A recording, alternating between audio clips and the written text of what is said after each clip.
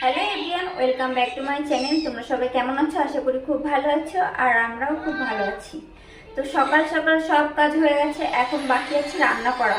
তো ভাবছি বাবানকে ঘুম পাড়িয়ে রান্না করব, কেননা ও এতটা বিরক্ত করে।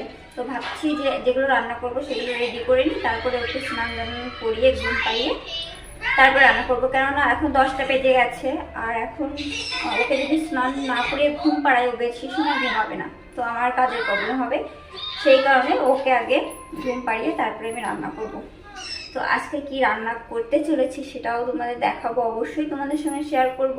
তো তার জন্য তোমাদের আমার সঙ্গে থাকতে হবে। কি বাবা, পুরো দিন কি করি কি না করে। তো কি রান্না হবে আজকে? কি রান্না হবে বাবা? আমার খুব পছন্দের একটা জিনিস। হ্যাঁ, এই যে কুলারের উপরে দেখো। তারপরে দেখো কেন খুললে দরজা।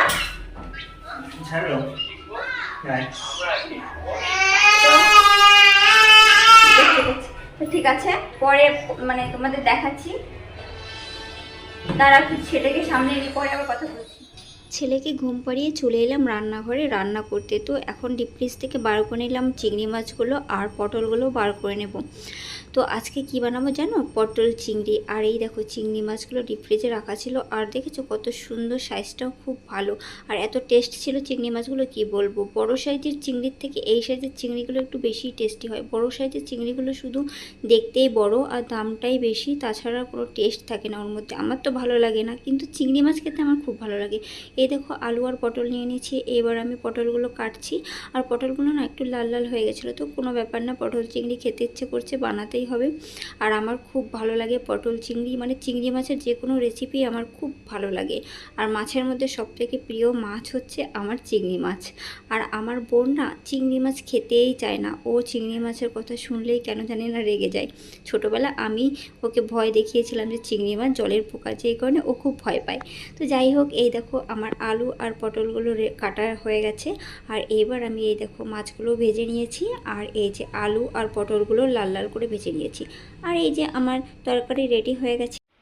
বাবা তুমি কি খাচ্ছ? হ্যাঁ, কি খাচ্ছ বলো? কি খাচ্ছ বাবা? কি অবস্থা দাঁতের দেখো। এই যে চকলেট খেতে নেই বাবা, দিয়ে দাও পাপাকে, দিয়ে দাও, দিয়ে দাও পাপাকে, দিয়ে দাও।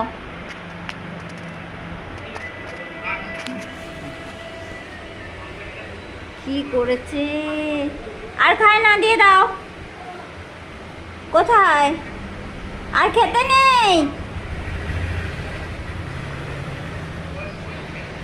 পাপা।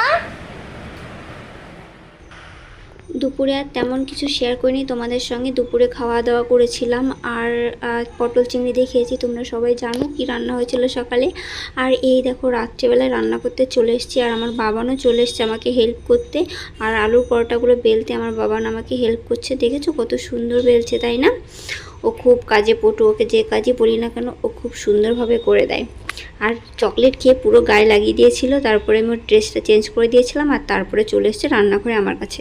তো যাই হোক, আজকের ভিডিওটা কেমন লাগলো অবশ্যই জানিও, আর লাইক শেয়ার কমেন্ট করে সাবস্ক্রাইব করে পাশে থেকো। টাটা।